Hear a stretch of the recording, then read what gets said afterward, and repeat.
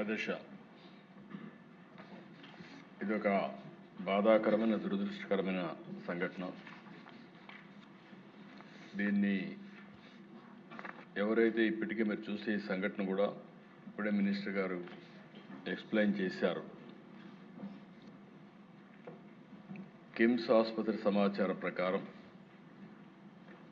వాంతులు, కడుపు నొప్పి, మూత్రం నిలిచిపోవడం, డయాలసిస్ సమస్యతో పేషెంట్లు వచ్చారు. వీళ్ళందరూ కూడా లాలా చెరువు ప్రాంతంలోని చౌడేశ్వర్ నగర్, స్వరూప్ నగర్కి చెందినవారు. క్లినికల్ పరీక్షల్లో రక్తంలో యూరియా మరియు సీరం క్రియాటిన్ స్థాయిలు పెరిగినట్లు గమనించారు. ఇమ్మీడియట్గా ఆ నమూనాలని తీసుకుని ఎక్కడి నుంచి వస్తుంది, సోర్స్ ఏంటి, అన్ని విధాలు కూడా ఎంక్వైరీ చేస్తున్నారు. ఇది ఒకసారి చూస్తే దిశ కోరుకొండ మండలం నర్సాపురం గ్రామం వరలక్ష్మి మిల్క్ డైరీ ఒక 106 మందికి మిల్క్ సరఫరా చేయడం, ఆ మిల్క్ని ఆ డైరీ నుంచి వచ్చే మిల్క్ దీనికి కారణమని ప్రాథమికంగా నిర్ధారించారు.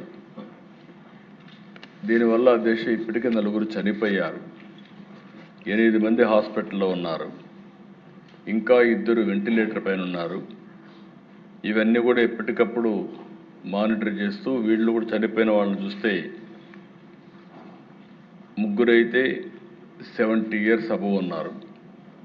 కృష్ణవేణి 74, రాధాకృష్ణమూర్తి 76, శేషగిరిరావు 72, రమణి మాత్రం 58, 2 మహిళలు 2 పురుషులు ఉన్నారు. అయితే దిశ ఇవన్నీ చూసిన తర్వాత మొత్తం నమూనాలను కూడా తీసుకొని డిఫరెంట్ ల్యాబ్స్కి టెస్టింగ్ పంపించారు. ఎవరైతే దీనికి ప్రధాన కారణమైనటువంటి వ్యక్తి పోలీస్ డిపార్ట్మెంట్ కస్టడీలో కూడా తీసుకున్నారు. ఇన్వెస్టిగేషన్ ముమ్మరంగా జరుగుతూ ఉంది. ఈ నమూనాలు కూడా state food laboratory Hyderabad, state food laboratory Visakhapatnam, Vimta labs హైదరాబాద్కి నమూనాలు పంపించారు. కేసు కూడా ఎవరైతే మృతురాలు తాడి కృష్ణవేణి కుమారుడు సీతారామయ్య ఇచ్చారు, దాన్ని ఆధారంగా చేసుకుని 194 సెక్షన్ కింద బిఎన్ఎస్ఎస్ కింద సెక్షన్ 174 సిఆర్పిసి కింద కేసు కూడా బుక్ చేశారు. ఇతను ఎవరైతే డైరీ మెయింటైన్ చేస్తున్నాడో అద్దాల గణేశ్వరరావు, అతన్ని పోలీసులు తీసుకుని మొత్తం కూడా ఇన్వెస్టిగేషన్ చేస్తున్నారు. ఏదేమైనా దిశ అన్ని విధాలు కూడా 360 డిగ్రీ ఇప్పుడే మంత్రి గారు చెప్పినట్టు ఎంక్వైరీ చేస్తున్నాం. నేను ఒకటే విజ్ఞప్తి చేస్తున్నా, ప్రతి ఒక్కరికి ఉదాసీనత ఏమాత్రం పనికిరాదు. ఒకవేళ కావాలని చేసుంటే, ఏదైనా కక్కుర్తిపడి కలుషితం చేస్తుంటే మాత్రం చాలా సీరియస్గా ఉంటాం.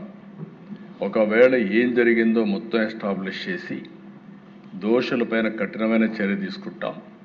మళ్ళా ఒకసారి విజ్ఞప్తి చేస్తున్న, రాష్ట్రంలో ఉండే ప్రతి ఒక్కరు కూడా కల్తీ చేయడం కానీ, అడల్ట్రేషన్ రావడం కానీ, ప్రజలకు ఇబ్బంది కలిగే విధంగా ఎవ్వరు ప్రవర్తించినా ఈ ప్రభుత్వం ఉదాసీనంగా ఉండదు, చాలా కఠినంగా ఉంటాం.